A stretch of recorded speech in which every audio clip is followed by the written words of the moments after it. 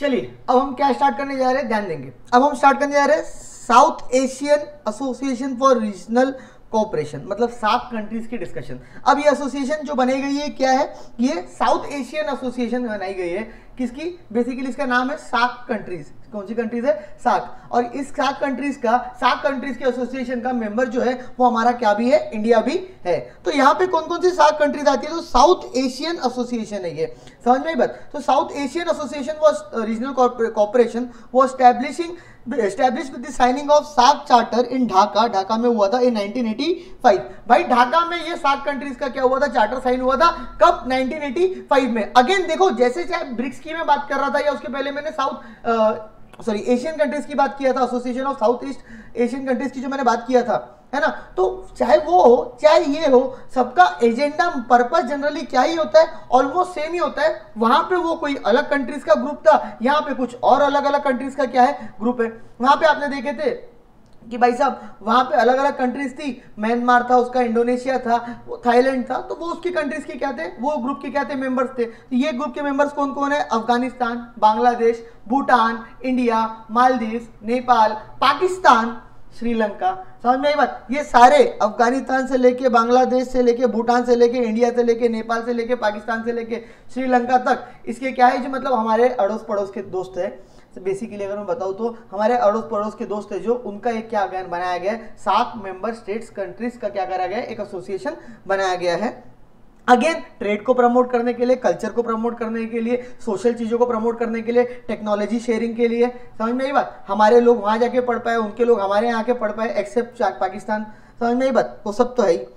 क्या बात करता है ये? तो SAARC comprises of 8 member states, that is Afghanistan, Bangladesh, Bhutan, India, Pakistan, Nepal और Sri Lanka. The secretariat of the association was set up in Kathmandu में इसका सेक्रेटरीट क्या करा गया था? सेटअप किया गया था। The objective of association outlined in the SAARC charter was to promote again the welfare of the peoples of South Asia। जो साउथ एशिया की कंट्रीज है बेसिकली, समझ में आई बात? साउथ एशिया की जो कंट्रीज है उसको उसके पीपल्स का वेलफेयर के लिए, उनकी इंप्रूव करने के लिए, क्वालिटी ऑफ लाइफ, वहाँ की इकोनॉमिक ग्रोथ को इंप्रूव करने के लिए, अगेन सोशल प्रोग्रेस के लिए, कल्चर डेवलपमेंट के लिए, ये रीजंस में, है ना। And to provide all individual to the opportunity to live in dignity and to realise their full potential. Again देखो मैं क्या बोल रहा हूँ, आपस में हम लोग ग्रुप क्यों बनाते हैं, कंट्रीज क्यों एसोसिएशन बनाती है? ताकि कल्चर प्रमोट हो, सोशल चीजें प्रमोट हो। समझ में आई बात? स्टैंडर्ड ऑफ लिविंग पीपल्स की, आपस की कंट्रीज की क्या हो? इंक्रीज हो। Are you getting my point? दोनों के बीच में ट्रेड बना रहा है, दोनों के कल्चर एक्सचेंज हो, दोनों का टेक्नोलॉजी एक्सचेंज हो। और इसके कल्चर वाली बात में जो करूँ ना, तो मेरे को याद है इन 2011 एक इंटरनेशनल कॉन्फ्रेंस हुआ था। मतलब मैं जब पढ़ रहा था, इवन बस मेरा 2011 वे बैक की बात है, तो एक इंटरनेशनल कॉन्फ्रेंस हुआ था सीए का, तो वो मैंने भी अटेंड किया था। तो इवन मैं उसके अंदर कोऑर्डिनेटर, मतलब हम लोगों को बनाया जाता था बेसिकली, तो वो बनाया गया था, उसकी कमिटीज में मैं भी काम कर रहा था। तो मैं खुद ये कंट्रीज से जो लोग आए थे, स्टूडेंट्स आए थे बेसिकली, यानी वो कंट्रीज के सारे स्टूडेंट्स अलग अलग कंट्रीज के हमारे यहाँ पे आए थे। समझ में ये बात? ये कॉन्फ्रेंस क्यों रखी गई थी? आपस में क्या एक्सचेंज कर रहे थे हम? हमारा एजुकेशन, हमारा कल्चर क्या कर रहे थे हम? एक्सचेंज कर रहे थे। तो वहाँ के लोग यहाँ पे आए थे, यहाँ का कल्चर उन लोगों ने देखे थे, वहाँ के स्टूडेंट्स आए थे। तो ये एक्चुअली में ऐसा होता है। Are you getting my point? तो again to provide all individuals opportunity to live with dignity, realize their full potential, to promote and strengthen collective self-reliance among the countries of South Asia, and to contribute mutual trust, understanding, appreciation of one another's problem, to promote active collaboration, mutual assistance। देखो वही बातें बोल रहा है, culture, technical support, strengthen. तुम बोलोगे sir आप तो रीड कर रहे हो, अरे नालायक, इसमें पढ़ाने लायक क्या है? वही बातें जो हम अभी तक पढ़ते हुए आए, है ना। To strengthen cooperation among themselves in international forums on matters on common interest। देखो कई बार क्या होता है कि बड़े बड़े जो इंटरनेशनल फोरम्स होते हैं, वहाँ पे हमारी कंट्रीज जो आपस में 7 कंट्रीज है, वो जिनका कॉमन मैटर रहता है, तो वो वहाँ पे वो मिल के लड़ती है। अब अगर मान लो श्रीलंका अलग लड़े, इंडिया अलग लड़े, ये अलग लड़े, वो अलग लड़े, तो बेसिकली मजा नहीं आएगा। बेसिकली मजा एज इन लड़ने का मजा नहीं बोल रहा हूँ, बेसिकली उनकी बात इतनी इजीली सुनी नहीं जाएंगी इंटरनेशनल बड़े बड़े फोरम्स पे। लेकिन जब ये एसोसिएशन बन के एक साथ क्या करती है, आवाज उठाती है, चाहे टेररिज्म के खिलाफ हो, चाहे कोई और मैटर के खिलाफ हो, चाहे कोई मैटर में सपोर्ट करना हो एक दूसरी कंट्रीज को, तो हम आपस में मिलके क्या करेंगे, वो चीजें करेंगे। And again decision at all level are taken on the basis of unanimity and bilateral and continuous issues and excluded from the deliberation of association। आपस में मिलजुल के क्या लिए जाते हैं, सारे डिसीजंस लिए जाते हैं। सार्क इन न्यूज, क्या न्यूज में थी, तो 4th meeting of SAARC agriculture ministers की मीटिंग हुई थी सार्क कंट्रीज के, है ना, 4th मीटिंग हुई थी एग्रीकल्चर मिनिस्टर्स की, ये कोई मोदी जी नहीं कहते यहाँ पे, जो भी एग्रीकल्चर मिनिस्टर्स है उनकी क्या हुई थी, मीटिंग हुई थी। तो 4th meeting of SAARC agriculture minister is held in Bhutan, Thimphu, Bhutan, 27th of June, reaffirmed their commitment to this further strengthen regional cooperation by promoting cooperation in agriculture, rural development, enhancing food, nutrition, livelihood securities in the region. Again, agriculture minister की meeting, but obviously बात है agriculture और उससे related development के लिए हुई होगी कि भाई जो रूरल एरियाज में लोग रहते हैं जनरली वो एग्रीकल्चर के ऊपर ही डिपेंड करते हैं, तो उन लोगों के लिए फूड क्वालिटी, न्यूट्रिशन, उनकी लाइवलीहुड, उनकी सिक्योरिटीज क्या करी जाए, इंक्रीज करी जाए। The inaugural session of the meeting was attended by H.E. Dr. Tanji Dorji, Honorable Minister of Foreign Affairs of the Royal Government of Bhutan. Again, Bhutan के minister थे, वहाँ का इनॉग्रेशन सेशन किसने दिया था, उन्हें किए थे as a chief guest. While addressing the meeting, Honorable Foreign Minister stated that rapidly changing regional and global state affairs, SAARC would need to align itself to the emerging priorities and assure the unwavering support and commitments of the royal government of Bhutan SAARC processes. Again आपस में commitments को increase करना है क्योंकि rapidly चीज़ें क्या होती जा रही है, चेंज होती जा रही है, वही सारी उसकी उनके इनॉग्रेशन सेशन की बातें हैं। No need to study. इसमें देखो जनरली कैसा होता है, ये तो आप देख लेना अच्छे से मेरे लेक्चर। इसके बाद मेरी एक मैराथन मैंने अपलोड की हुई है, बेसिकली आप उसको जाके भी देखना, वहाँ पे मैंने, यहाँ तो मेरे को पूरा पढ़ाना है बिकॉज रेगुलर लेक्चर्स है, मैं पूरा पढ़ाऊंगा अभी मैं और पूरा पढ़ा भी रहा हूँ।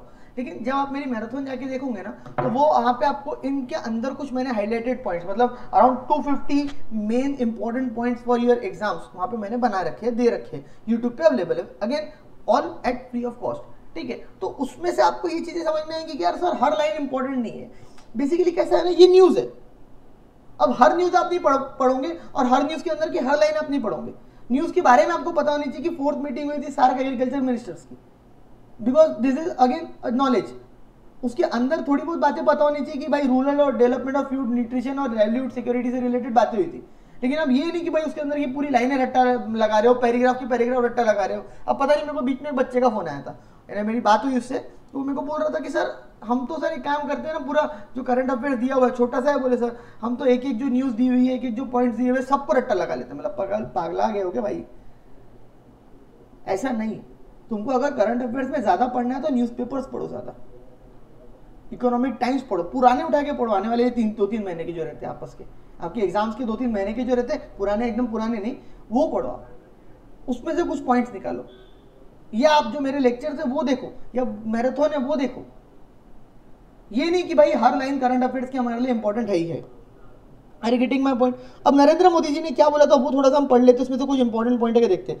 Prime minister Narendra Modi and Bangladeshi counterpart Sheikh Hasina on 11 March 2019 jointly unveiled dozens of development projects in Bangladesh.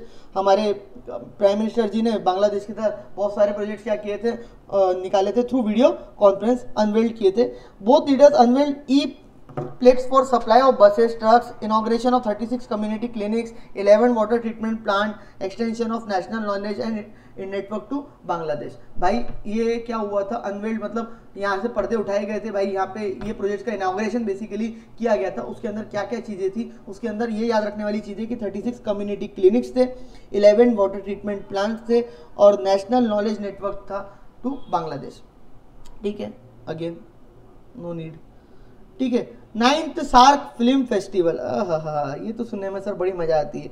9th SAARC countries का क्या हुआ था, आपस में फिल्म फेस्टिवल हुआ था। Again was for the year 2019 was held at the National Film Corporation Cinema Hall, Colombo Sri Lanka में हुआ था 2 से लेकर 7 जुलाई 2019 में। इंडियन एंट्रीज बेड 6 अवार्ड्स, ये याद रखने वाली बात है, ये पेपर में पूछ सकते हैं कि भाई ऐसा क्वेश्चन आ सकता है, ऐसा एमसीक्यू आ सकता है कि सार्क फिल्म फेस्टिवल जो हुआ था, वो सार्क फिल्म फेस्टिवल के अंदर इंडिया को कितने अवार्ड्स मिले थे, तो यस उसको कितने अवार्ड्स मिले थे, 6 अवार्ड्स इंडिया को मिले थे।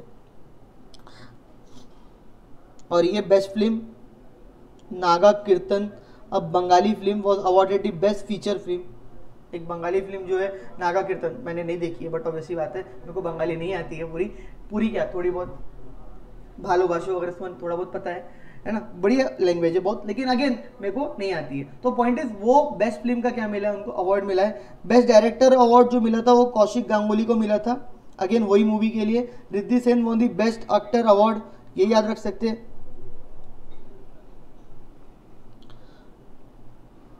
बेस्ट ओरिजिनल स्कोर खास खामनी, मतलब बेसिकली नागा कीर्तन से रिलेटेड लोगों को ही अवार्ड्स मिले थे, तो आप बेस्ट फिल्म का अवार्ड किसको मिला था, नागा कीर्तन को याद रख सकते हैं, बेस्ट बंगाली फिल्म थी बेसिकली, ठीक है, बस इससे ज़्यादा कुछ याद रखने की चीज़ नहीं है उसमें। नेक्स्ट आता है again G20, group of 20 countries.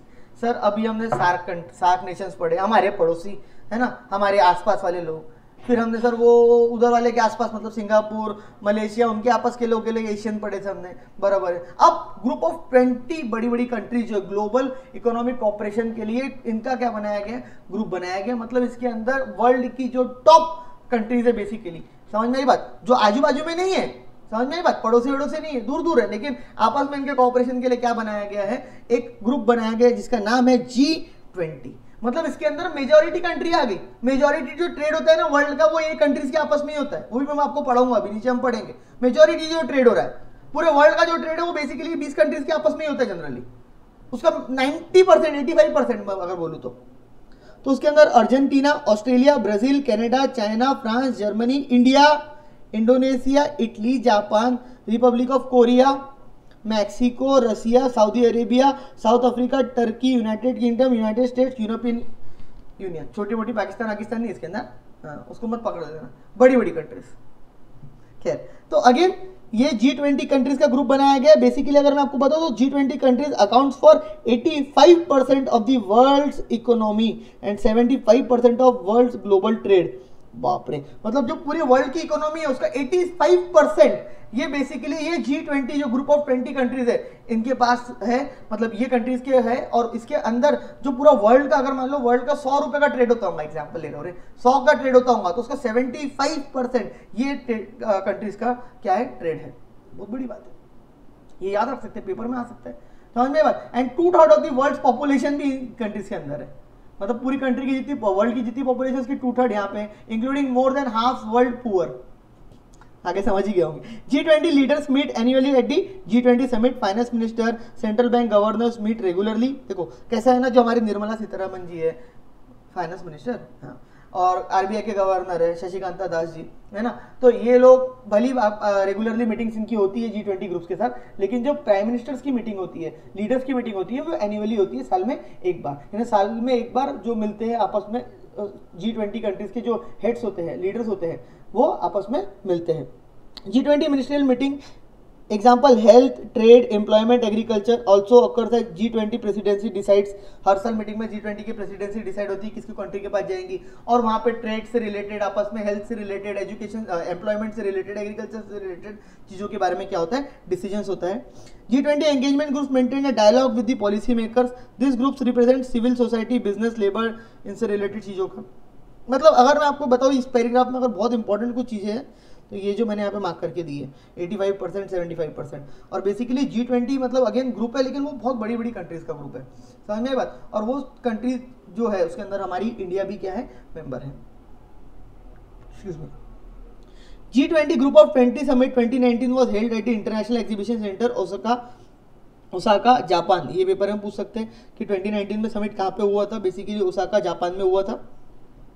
It was 14th meeting of G20 and the 2018 meeting of G20 summit was held in Buenos Aires, Argentina। अब यार ऐसे नाम होते हैं मेरे मुंह से प्रोनाउंसिएशन गलत निकल जाते हैं, माफ कर देना भाई, नहीं तो कुछ बच्चे तो भाई सर कैसे प्रोनाउंसिएशन आपने गलत ले लिए, कैसे हो सकता है ऐसा, अरे भाई प्रोनाउंसिएशन से दिमाग थोड़ी ना देखा जाता है किसी का, है ना। तो बट खैर, तो Argentina, the 2020 G20 summit will be held in city of Riyadh, Saudi Arabia.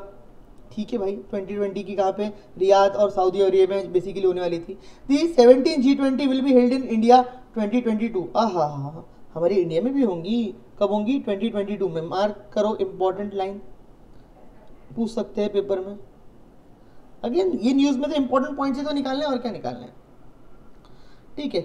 Again BIMSTEC, again एक इंटरनेशनल बॉडी है, वो भी पढ़ लेते, not a relevant, BIMSTEC is not बहुत रिलेवेंट बट पढ़ लेते। The Bay of Bengal initiative for multi sectoral technical and economic cooperation. BMSTEC का फुल फॉर्म भी याद कर लेना, बहुत बड़ी बात है। Bengal initiative for multi sectoral technical and economic cooperation, वापस से BMSTEC, Bengal initiative for multi sectoral technical economic cooperation.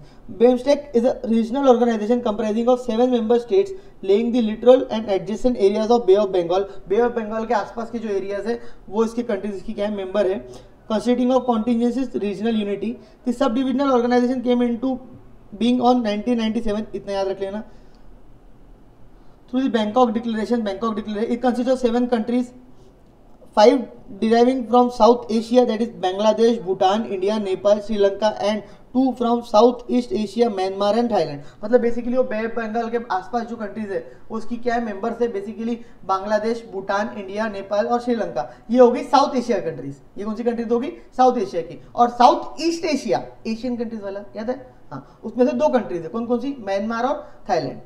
2 अलग अलग है ना. एक हमने अभी पढ़े सार्क कंट्रीज, साउथ एशिया की कंट्रीज जो सार्क कंट्रीज इसकी ऑर्गेनाइजेशन है. एशियन कंट्रीज हमने पढ़े थे, म्यांमार और थाईलैंड उसकी क्या है, मेंबर है बस. Initially, economic bloc of force formed with 4 member states with the acronym BIST is Bangladesh, India, Sri Lanka, Thailand. बाद में उसको बढ़ा के बाकी कंट्रीज को भी इंक्लूड करा गया उसके अंदर. Following the inclusion of Myanmar in 1997 during a special ministerial meeting in Bangkok, not a relevant point, वो भी इंक्लूड हुआ था.